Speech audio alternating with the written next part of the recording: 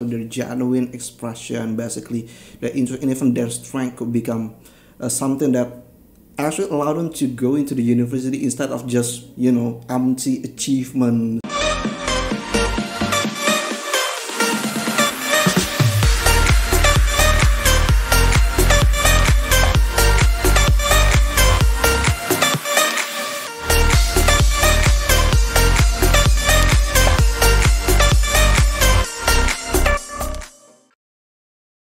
Halo teman-teman Icon Folk, selamat datang kembali di another episode of Icon Podcast bersama saya Tommy. Ya, kali ini saya sudah kedatangan tamu yang sangat spesial, ya, berhubungan nanti dengan masuk ke universitas yang terbaik di seluruh dunia. Nah, kali ini saya sudah kedatangan tamu bernama Jason. Jason, thank you very much for coming to our podcast. So happy to have you here. All right, thank you very much, Tommy. I want to say thank you to Icon for having me here on my first visit to Indonesia. It's exciting to be part of it. Yeah. Right, so Jason, maybe we can start a little bit by you telling us about your background and what do you do? Right, I mean, I might as well start at the beginning. So I was born in New York City, USA, and I was raised in the suburbs. So I'm not a city kid. There's a very different, slightly different kind of personal culture there. But I grew up about 20 miles northwest of New York City. And I loved it. I had a great childhood, and I actually really loved high school. I went to a typical, actually public American high school, but a pretty good one. I was really happy and successful. I did a lot, especially in terms of like music and debate and speech. All kinds of clubs and competitions. American high schools got a lot on offer. Yeah. And I'm lucky that I think I got certain family genetics. My brain works really well. I have a really good memory, and I took advantage of that and had great teachers and did really well. So I ended up applying and successfully being able to go to Harvard College from 2005 to 2009. Where my major, or concentration as they call it at Harvard, they have funny words for things. I don't really know why, but they do. So my concentration was in government, and my secondary field was in psychology. And then, after I graduated in 2009, which was right in the midst of the deep financial crisis that was going on, I sort of ended up making a decision to go into education, which wasn't what I was initially planning on doing. I was going to try to cut my teeth and make a lot of money in strategy consulting or marketing, but I don't regret my choice because I ended up falling in love with the EF Education First organization, and I've now been there for almost 15 years. And I started by helping American high school teachers bring their students on overseas field trips. So if the Spanish teacher wanted to go to Spain for 10 days, or the biology teacher wanted to visit the rainforest in Costa Rica, I would help them plan and manage and actually sort of train them on how to sell that to their schools. That way they could actually successfully manage that program. And then I got internally recruited to be the head of American enrollment at EF Academy International School in New York. And so my primary role for the first 4.5 years was actually finding domestic American students to come to our school. And then I transitioned to a more international facing role, and have had a lot of fun and learned a lot by traveling all over the world to meet students and their families and my colleagues and education groups like ICANN to understand the education landscape and opportunities and challenges in the education systems around the world, especially how they then compare to the opportunities that we actually offer students in the United States. So today, I find us in 2024, I'm head of international admissions for EF Academy's 2 campuses in the United States. That's amazing. All right, Jason, so you said that you actually graduated from Harvard, right? So can you tell us a little bit what initially drew you to go to Harvard? That's right, Tommy. Yeah, it's my 15th graduation anniversary reunion is coming up this summer. I may not go. Sorry, I have great friends. I just don't need to go to the reunion. But in terms of applying to Harvard and wanting to go there, I think the interest, as it starts for many young people, is just in the image and reputation of the university. I was always really strong in school academically, even starting in elementary or primary school. So I'd always had this image or dream of going to Harvard, being the place where, all the smartest, best students go. Right. And then as I got older, the dream started to come together as a potential practical reality, because I was doing really well in high school, getting very high grades, being really active, having a great time while doing it, by the way. Well, that's some of my advice is you should actually be having fun in school. Of course, It's not all stress and miserable, only sometimes. But I ended up actually also doing a summer course at Harvard, 2 courses in the summer between my grade 11 and grade 12 year. And so I got to stay on the campus for 8 weeks and live in a dormitory and actually learn from Harvard professors. And it really worked out that when I got to go, the credits I earned in those summer courses actually went on my official Harvard transcript. They were real Harvard courses. So I ended up really loving my summer experience there and deciding that it made sense to actually apply. I also had particular interest in political science and government from my teenage years onwards. And Harvard, one of their top 3 departments is actually government. And there's the Kennedy School of Government attached to Harvard University as well. So I thought it would be a really good place to explore that. I see, okay. Now, Jason, reflecting on your time at Harvard, right? So can you tell us, like, what were some of the most, let's say, impactful experience or opportunities you had because you went to Harvard? Right. I think it surprises people that some of the biggest impact I felt from going to Harvard was actually, they were more personal than academic. One thing I will certainly tell you is that going to Harvard is an incredibly humbling experience. All right. So you come out of high school, let's say, as number 1. I was number 2. I was salutatorian of my high school graduating class. Number 1 was amazing, went to Cornell. He's a doctor now. So we got along. We were great friends. But you're at the top of your class in high school. And then I went to Harvard and I was just average, right? Typical average Harvard student, not special, didn't necessarily stand out in any particular way. Because everyone there is just so great. And so, I mean, they're so bright and motivated and talented. And so, I mean, I have to say it felt in a way very humbling, but in a way I also felt like I had found my people, my community, because these were people who would stay up till 5 a.m. talking about, philosophy or science or politics, all these things. Yeah, people just get really excited about, some of these intellectual topics, and you don't necessarily get that with your friends in high school all the time. So it was great to actually just in a social way discover that, I wasn't just kind of this kind of like really smart, nerdy kid that was really different from everybody else. I actually figured out, there's all these people I have so much in common with.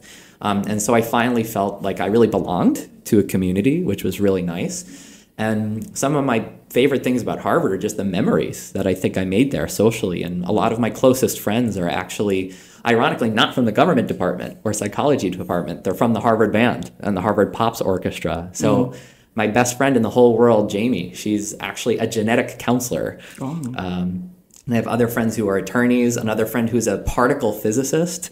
So even though I was in government and psychology, I have these really interesting friends in other fields to keep me kind of just keep my brain alive and active hearing about their work and what they're focused on. But in terms of Harvard and there's so many memories I have. Some of them, again, are really social memories because what people don't necessarily imagine about Harvard is that it is still an American college experience. So what you see in the movies, it's not that far from the truth. So yes, Harvard had courses. It was hard. There were research, there were papers, but there were also parties and social events. And those were really, really fun. And I got to, after working so hard in high school, maybe almost, I don't want to say relax a little, but certainly on weekends, let down my hair and have fun with other people my own age, which was really great. And frankly, it made me a nicer, more approachable person in a lot of ways, just, again, being humbled and being able to have those experiences. In terms of career development, I think that some of the content I learned in courses was definitely relevant. So I, of course, today at EF Academy, I'm now working at an international, sort of American international boarding school. And, I studied government because I had always been interested in things like international relations and good leadership and diplomacy. And then psychology is really relevant to especially working in a teenage setting, right? Where, some of it is abnormal psychology where we're talking about dark topics like depression or anxiety, but sometimes it's also positive psychology and social psychology. So I think some of the sort of the skills and information that I picked up, actually more in my minor than my major, ended up becoming really, really relevant in my work as the head of international admissions at EF Academy. Okay, all right. That's really interesting because I mean, like, so far, people, a lot of people imagine that going to Harvard means you're studying all the time, but you said that you can let down your hair, right, on the weekends, Right, right? right. That's actually quite insightful because I mean, like, oh, I thought it was different, but it's not so different from your common university around the world, I guess. All right. Right. I mean, academically, I think there are definitely some differences. I have to Yeah. say, it's very inspiring to be in a lecture hall where the professor actually teaching the class wrote the textbook Yeah, yeah. that is used at all the universities, right? So, I had the honor of, for example, studying social psychology under Dr. Steven Pinker, who is just like world famous in that particular field. But I will say one thing Harvard actually kind of taught me and might surprise people is it's not necessarily a career focused college, right? I think if you're going to go to graduate or professional schools like Harvard Medical School or Harvard Business School or Harvard Law School, that's where you're really getting that professional development. But frankly, the undergraduate experience in many ways is teaching you like social emotional maturity and development. And I'll never forget at the graduation ceremony behind closed doors, the president of Harvard at the time, Drew Faust, amazing, amazing leader at Harvard, who she ended up telling us during the financial crisis, use this crisis as a personal opportunity. Maybe don't just take a job that's going to give you a really high paycheck, right? Actually search your soul a little bit. Maybe get a job that is going to inspire you, something you actually want to do. And so that's what ended up happening. I joined EF straight out of university. Actually, they were recruiting at Harvard through their electronic recruiting portal that they had. So that I discovered EF because of Harvard, actually. And, I've never looked back. I sort of accidentally fell into education. I thought I might do it for a couple of years. And then it turns out that all of my colleagues, every boss I've ever had, they're some of the most talented, passionate, fun, interesting, motivated people to work with. So, 15 years later, here I still am. So it's more about self-development, but you also get some career development that you get from your experience back at Harvard, right? It's both. Absolutely. Absolutely. That's amazing. Now, Jason, what inspired you to become, let's say, alumni interviewer for Harvard applicants since 2015? Right. It's funny. I don't know. I would say I was inspired to become an interviewer. I was invited to become one, which is the case for a lot of the opportunities I've had in life, which is quite nice. Is people just ask me things and I say sure. So I had been working at the EF headquarters in Boston for a few years after graduating from Harvard. Now, actually, for those of you who might know, Harvard is in Cambridge, Massachusetts. Actually, EF's American headquarters is also in Cambridge, Massachusetts. So one of the reasons I wanted to work there is because I was right down the road from my alma mater, and I still had a few younger friends and professionals who had decided to stay in Boston. So it was outstanding for my young 20s, social and professional life, to still be in the same place where I went to university. Right. But I ended up being internally recruited to the role of head of American admissions at the school.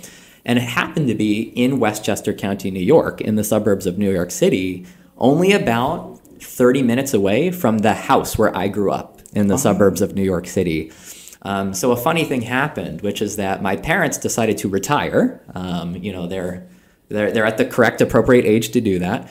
And so I actually moved back to the house that I grew up in the same day that they moved to Florida. So I was able to take over the house for a little while before they had a chance to properly do the time and sell the house. So it just kind of worked out in this funny full circle way where I got to go home at the same time to take on this really kind of special opportunity at EF Academy. To answer the question, sorry, to make a long story short, It's okay. as I moved back to New York, I decided that, I didn't have very many friends in New York because most of my friends were actually from university in Boston, and many had moved to Washington, not New York, funny enough. They jumped over New York, but New York is right between Boston and Washington, so I could see them both. But I decided as a way to start getting more connected and develop more social connections in that area, I joined the Harvard Club of Rockland County, New York. And as part of the Harvard Club of Rockland, I was invited to become a volunteer alumni interviewer. So yeah, that's how I ended up getting into it. And I've done that now for the last 10 years. Right, Jason. Now, as an interviewer, what kind of students or applicants you think are potential, they stand out?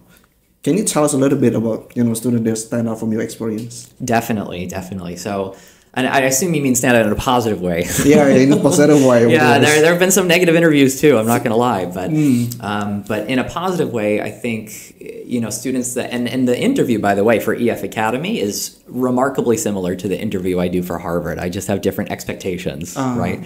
Harvard's expectations are, of course, a little bit higher, but we really want to actually get to the heart of students' motivations, right? So I'm always really impressed when students actually tell me that they've done some research and they've actually talked to Harvard students or Harvard alumni that they actually have particular professors who they're interested in doing research with. Not that they want to go to Harvard because it's Harvard, right? Because that's what we always hear. But people that actually do their research and actually have particular reasons for wanting to go to that school as opposed to any other school. So that stands out. I think what also stands out is just remarkable personal character. That's something that actually universities like Harvard do care about. They don't just want good students, they want good people. And so one thing we really are looking for and really that stands out in an interview is when students can highlight their experiences that they have with people who are really different from them, that they're really open and exposed to other perspectives and they don't just live in a bubble, that their mind and their worldview are actually quite expansive. Right, okay. So that means you're going to have like done a extensive research into even the professor talking to the students, right? That's really interesting. So they show, let's say, passion, they show a really big interest into going into Harvard or just going to Harvard because of the prestige and everything, right? That's part of it. I would add to that I mean, one thing that really that's really memorable to me when I'm interviewing a student and then writing the follow-up report. So I should mention this, we always write up a report after the interview. The interview takes about 45 minutes and the report takes about the same. We want to do a really thorough job writing up our admissions reports. But what also stands out to me is when a student, when their eyes light up talking about intellectual topics. Right, so they're not just telling me, oh, I did this class or, I did this competition, but when they talk about it, they get excited, they go into depth, their eyes really sparkle when they talk about it. And that's one reason why Harvard and other top universities in the US will actually have sit-down face-to-face interviews, because we're really trying to gauge that, that sparkle, that genuine intellectual interest. Right, okay. Now, Jason, can you share a little bit about the typical interview process, because going to Harvard or typical Ivy University leagues, right? What is the interview process like? For the Ivy Leagues or for EF Academy? I think for both. For both. Yeah. Well, again, the good news is that they're actually quite similar with one really key difference. So, and I should highlight this because I am not a Harvard admissions officer. That would not be true. I support the Harvard admissions office in Cambridge. I'm actually a volunteer interviewer, so I don't get paid. It's not an official title. Right. But as someone who actually lived through the experience of attending Harvard College and graduated and was in good standing, I basically am entrusted by the admissions team to listen to the students and to offer my insights and my reactions to whether I believe they'd be successful and happy at the university, at the undergraduate college. So, in that interview, I'm only getting to know the student. I'm having what's called a blind interview. All right. So I don't know anything about the student in a Harvard interview other than that they're applying to Harvard and the name of their high school. That is literally all I'm told. I don't see their transcripts. I don't see their exam scores. I don't see their list of activities and accomplishments. That's not the point. The admissions office in Cambridge, Massachusetts already has that information. Of course. I'm offering an independent opinion about essentially my gut feeling about the student in some ways, supported by evidence and what they tell me and the reactions that I get. With EF Academy, we also interview students, and the typical interview is about 45 minutes, where I ask, again, remarkably similar questions as I would on a Harvard interview. The difference is that because that student is going to go to my school, and I am an admissions officer officially at EF Academy, I have to do a little bit more careful vetting, where I am looking at school records. I am looking at their motivation statements. I am checking English level. And those are sort of more detail-oriented document-style review that I need to do sort of in conjunction with EF Academy interview. In some ways, it's probably more stressful for students because they know I can see what they look like on paper before I interview them, whereas at Harvard, it's a clean slate. Okay. Now, Jason, without revealing any personal information, right? Can you share a story or two about, students that stand out to you? Of course, of course. Yeah, and it was long enough ago that I don't think I'd be revealing personal information for two of these students. What was remarkable is that there were two extremely different students that happened to interview back to back. Because I'll do several interviews a year for Harvard, so sometimes we'll actually go to one of the local public libraries and schedule them, 1 hour apart. So I have an entire afternoon devoted to Harvard interviews. And this first gentleman who I interviewed was, he sat down across from me, and he didn't smile for 45 minutes, Tommy. It was unbelievable. Not one smile the whole time. Wow. He was incredibly serious. And throughout the interview, he would tell me things that he was very proud of, but he never expressed any gratitude at all. He never thanked his parents for some of the opportunities he had, or his teachers. He really was taking full credit for everything. And then, as we were digging a little bit deeper, I noticed he also had done something which we don't need to do, which he brought his list of accomplishments with him, right? We actually asked students not to do that, but he insisted that I take a look. And one of the things that was on there was drama, was theater. Now, meanwhile, I'm looking at this kid, this young man, seeing that he hasn't smiled in a half hour, going, how on earth is this kid in theater? So I asked him about it, and he explained that it was something he tried for about a week in grade 9. And of course, that immediately turned my mood sour, because if you did it for 1 week in grade 9, why on earth do you think Harvard cares? All right, we only want to care about the things that students are actually genuinely committed to in the long term, that they care about. You don't just list everything you've done just to look impressive. We can tell the difference between somebody who's trying to look impressive and somebody who is genuine, right? And so I couldn't have had a more kind of remarkable foil. So as my next interview, a young woman came and sat down, and she didn't have quite as strong an academic profile, actually, as the gentleman did. But her interview was phenomenal. She was the most real, authentic, empathetic, creative, brave young woman who I've really met. And again, without identifying information, particularly because some of the content is a little bit sensitive, she had shared basically a story about how she had been attacked after a date that she had had. And rather than going into an anxiety or depression spiral, which would be perfectly understandable in those circumstances, she ended up actually getting empowered and starting a nonprofit organization that was helping teenagers who were victims of sexual assault and abuse. That's amazing, right? And so she turned something that was an awful kind of tragic thing that happened to her into like an empowered moment so that she could help other girls. And she was explaining how she wasn't a wealthy kid. She went to an okay high school, but her father had abandoned the family a few years earlier, so it was her mom, and her little sister. So she really stepped up and was taking care of her little sister, and meanwhile managed to be as impressive, academically and with her values as she was. So this was a student who really just, you look in her eyes and you hear her talk and you go, wow, you are human. And it really was just an astounding experience for me as her interviewer. I see. Okay. All right. So the genuine expression, basically, and even their strength could become something that actually allowed them to go into the university instead of just, empty achievements, right? Listing everything that they did, for example. Right. That's something new that we learned today. Yeah. No, your story as a human is really, really important. And even the way the United States, like the Common Application, which is accepted by Ivy League schools, by the way, Harvard's not above that. The U.S. Common Application, it does collect information. Like, yes, it has your school transcripts. It does have exam scores, but it does also have sections where you're actually writing like your personal statement, right? Which is an essay about your values and how you see your place in the world and how you hope to contribute to society someday in the future after your Harvard education or your college education, wherever it may be. Letters of recommendation from your teachers that ideally touch not only on your academic ability, but on your character and classroom leadership. We really, and even the list of extracurricular activities and achievements, essentially that is the students' choices recorded. And we can really learn a lot about students and their personality and their character by seeing their activities and seeing what they do. That's why community service ends up being a really big thing in the US as well. But yeah, we don't just want students to be good students. We want them to be great people, good humans.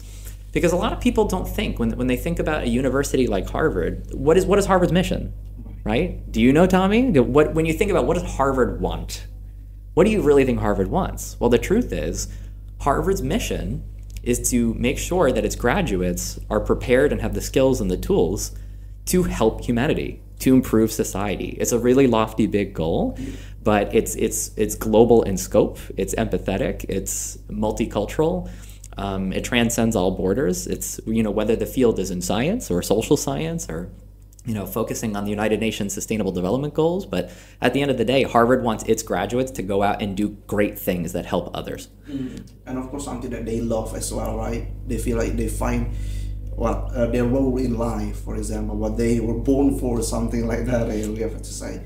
All right, thank you, Jason. Now, Jason, a lot of people in Indonesia, right, they know about EF, at least they have heard of the name, right, but not many of them have actually know about EF Academy yet. So maybe you can tell us a little bit more about EF Academy. What do they do? What do you do, for example? Helping the students actually develop their profile in a way that will be attractive to top universities.